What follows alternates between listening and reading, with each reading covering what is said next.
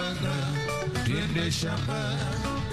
Hata mwanangu amka kumekucha, kwani hizi ndizo saa za kwenda shule.